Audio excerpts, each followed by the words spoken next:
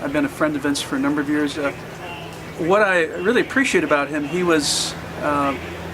had a tremendous heart, and just a native intelligence that was just phenomenal. And he had an appreciation of somebody like me who was kind of the geeky Asian kid who didn't ride motorcycles, who wasn't cool, and he accepted me. He was very supportive, just a loving person. So he's helped my family out too. So you got to love somebody like that.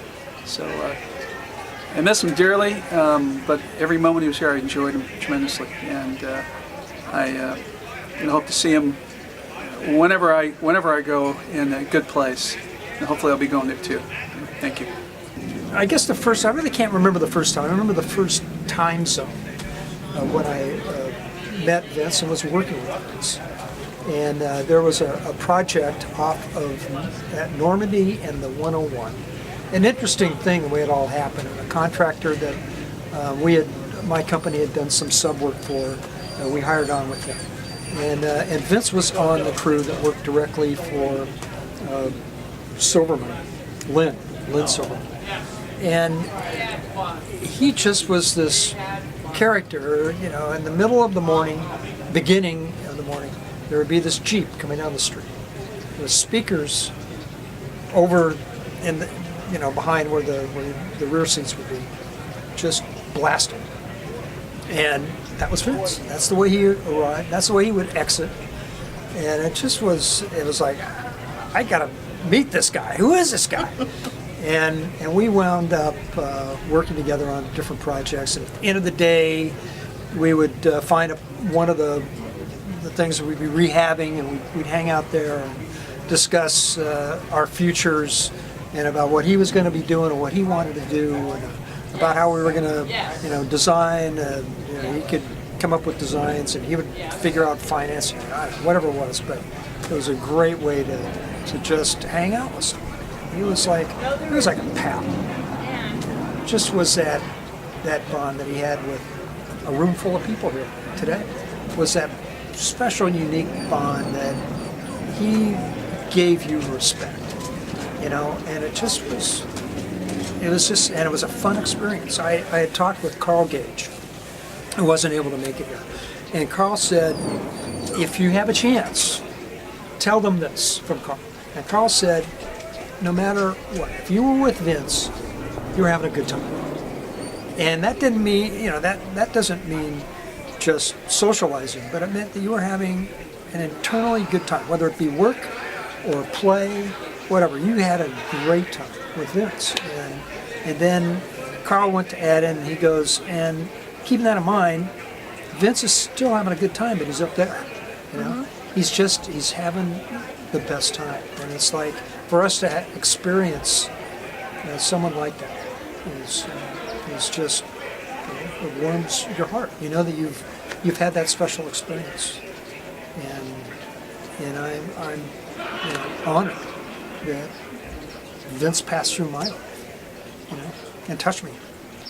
It makes me realize how much better things can be with a little tweak of the attitude. Yeah. Hello, Dylan, Mia, and Chaz. You know me, Jocelyn. I want to let you know about your dad when we were getting ready to go to prom together, because I know that I was his prom date, but you don't know what the whole setup was and the whole scene was leading up to that evening. So he was very excited. He was more excited about prom than I was, really, truly. And he was making a big deal about it and how we had to dress really well and get a really good car and had to look really good, better than anybody else there. So anyway, I wound up getting this really awesome white dress, clingy, which you can't see in the photo because I got this awesome cape over it that is all boa around and everything. And so he learned that I was wearing all white, and he decided, okay, I'm on a mission now. I'm going to go and get a white outfit from head to toe. And he made it, you know, his thing to go down, even to the tie and the socks and the shoes and the tuxedo, the long tails, the top hat, and then he got really, really excited because he found a cane that was an antique white cane. It was great. It was great. We were spectacular, and that's what he wanted. He wanted to make an appearance, and it was just really lovely. It was a lot of fun, and it made it that much more special that he put that effort into it and brought that excitement to it, and you know, made it that much bigger of an event, which I think says a lot for that wonderful man, that his life always was a big event, a series of big events. And yeah, he'll always be here. He'll always be here. Love you guys.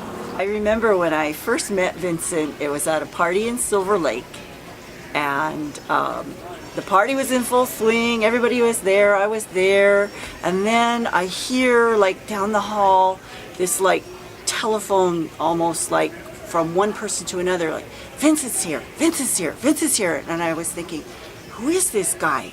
How come everybody at the party's telling everybody else that Vincent's here? And then sure enough, pretty soon, this guy comes down the hall shaking everybody's hand, saying hi to everybody. Hey, Vinny, hey, Vinny.